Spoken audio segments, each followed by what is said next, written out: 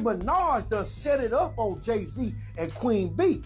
Cause y'all know they got pressure about that $200 million she say they owe her from that goddamn title scam he had going on. And it's the first time I've ever seen Nicki, the first time Nicki DM'd me, period. But Nicki was saying, yo, I'm gonna get my guy to f you up.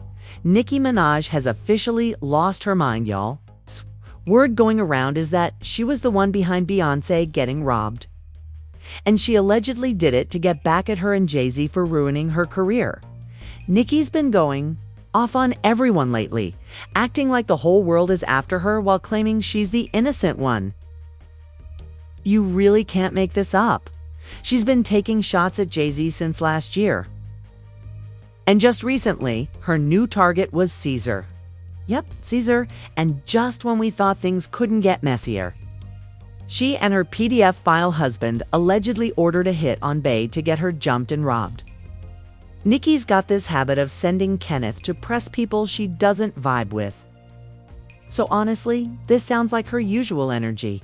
Not long ago, Kenneth was put on house arrest for allegedly trying to unalive Offset.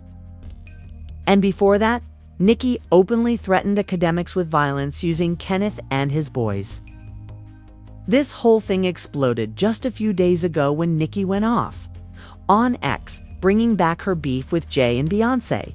This time, she wasn't just mad over career stuff, she accused Jay-Z of scamming her out of money from the title deal by selling the company and leaving her unpaid. She claimed she was owed somewhere between $100 to $200 million. But here's the wild part, Nicki only owned 3% of Tidal and the company was sold for $300 million total. So how that small cut adds up to $200 million is a mystery to everybody. Like sis, that math is not mathing. And also, how are you gonna throw out a range that wide $100 to $200 million? Nicki wrote, "We've calculated about 100 to 20 million so far. Jay-Z called me to settle this karmic debt. It's only collecting more interest. You're still in my top 5 though." She wasn't done either, she added. "Anyone still calling him Hav will answer to God for the blasphemy." She even said she'd use some of the money Jay allegedly owes her to help Barb's with college and student loans through her Student of the Game charity. Then she added, "LOL. Seeing these men scramble in real time is so satisfying." She kept going, saying, "Y'all can talk about Tidal until you're blue in the face. That man knows Tidal is the least of his worries. Stupid," she even claimed. Jay used a legal loophole to not pay her, saying he told her she had 24 hours to sign a random paper or she'd lose out on what she called a measly million. She said she's glad she walked away and called it all manipulation to steal what she worked for. Nicki really acted like she was tricked while working with no signed papers. She dragged fans too, saying y'all really have no understanding of business, huh? Then she started questioning whether the contracts they signed in public were even legit. While she was ranting, something wild happened. Beyonce's choreographer's car got broken into during the first night of her Atlanta tour stop. The choreographer said he left the car for just a few minutes, but when he got back, it had been hit. And that's when people started side-eyeing Nicki hard. The thieves took unreleased music, show set lists, private files on a hard drive, designer clothes, laptops, sunglasses, and even AirPods. And as crazy as it sounds, the internet was quick to point fingers at Nicki. Folks claimed she was behind it, using Kenneth's crew to do her dirty work because she was pressed about the money Jay-Z allegedly owes her. And given her recent behavior, people didn't even need much convincing. It was petty and calculated all in one. What? Somebody done set the Queen Bee up. Beyonce just got robbed in Atlanta. She put the goddamn word bankhead instead of goddamn buckhead in her GPS. And it sent her to the goddamn projects. And them goddamn water boys left her sitting on bricks. Here's how the went down. Beyonce tour stopped in Atlanta for the 3rd sold out day. Everything was going well. Jay-Z even performed crazy in love with Queen B on stage last night. Then when they left the show, somebody had to be following them, find out where they stay at, where they going, and whoop, because one of her choreographers went to a Waffle House, and they got robbed. Seemed like Nicki Minaj done set it up on Jay-Z and Queen B. Because y'all know they got pressure about that $200 million she say they owe her from that goddamn title scam he had going on. Now, right now, the police scrambling, trying to trace the stolen AirPod Max that the goddamn suspect stole. And they looking for the goddamn laptop and the unreleased music, but the damage might just be done. Now, with the Cowboy Carter tour lighting up Atlanta for its final show tonight, Beyonce's team is on high alert. Behind the glitter and the spotlights, a shadow looms. Who targeted Beyonce? At first, Nicki tried to act like she didn't have a problem with Beyonce, and that her real issue was only with Jay-Z. But later, she hopped on Stationhead and basically let it slip that she doesn't rock with Bey either. While she was playing their old collaboration, Feeling Myself, she made a slick comment. She told her fans that just because she plays a song she once did with someone doesn't mean she still likes that artist. So, yeah, the shade was loud and clear. Like, I really want y'all to know this. I hate to have to say this.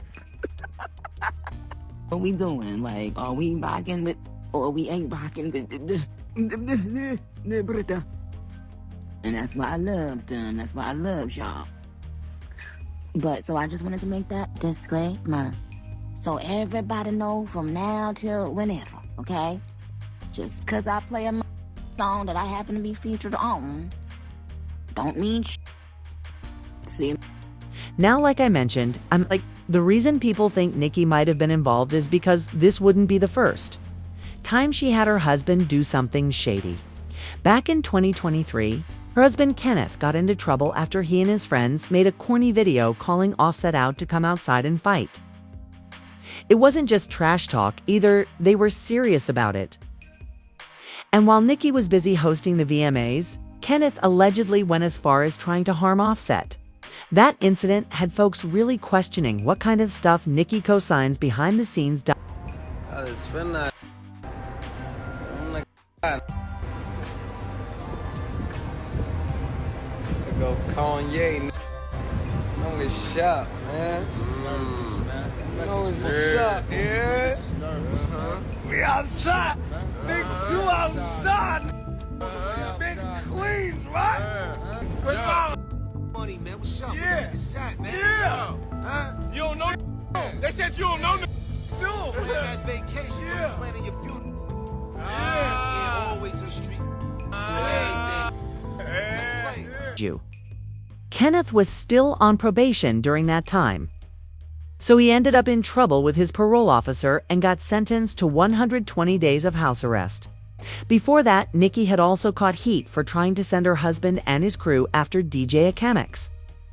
He had made some comments about her past relationship with Meek Mill that she didn't like, and she slid into his DMs with threats. She wrote, "The people you rep won't stop your job from being broken. My husband wants to talk to you." Academics claimed she wasn't just trying to scare him. She was also calling around the industry to find out where he worked so she could get him fired. But when she found out he was just an independent YouTuber doing his own thing, it reportedly made her even more mad because she realized she couldn't shut him down so easily. And I said, and by the way, me and Meek weren't like the best of friends. Like, Meek didn't really like me either. But just giving honest social commentary, I said, well, Meek Mill is going to be just fine. He's going to be just fine because that relationship may have not even really contributed to what his core really wants from him. And that comment alone, I remember someone called me from the industry and they said, "What did you do?" And I said, "What are you talking about? What I do? What do you mean what I do?" They said, "Nicki's calling around asking where you work, who you work for." I said, "Why?" They say did you do some about her and Meek? I said, yeah, but I was respectful in it. I was just speaking the truth. Apparently she didn't like what I said, complimenting Meek.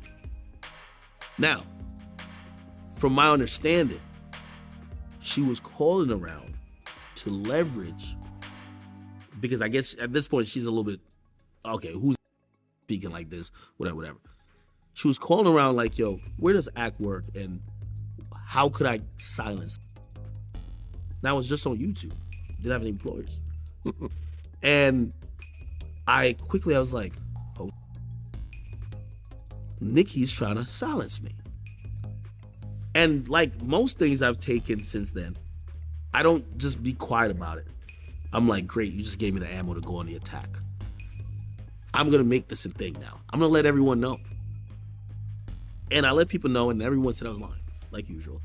But the relevant industry people who called me was like, yo, and I remember saying to them, I said, why did Nicki call you? Why does Nicki like just ask you for my number? Why does Nicki just get on the phone with me? And let's not forget, Nicki was hit with a $20 million lawsuit by Jennifer Hawk, her husband's alleged victim, after he allegedly sent people to intimidate her for refusing to retract her claims.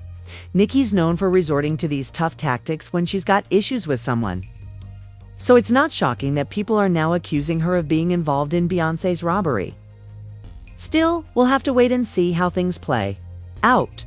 Meanwhile, people online had their opinions.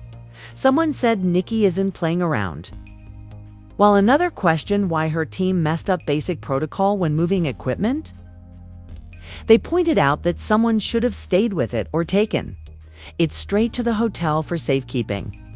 What were they even thinking?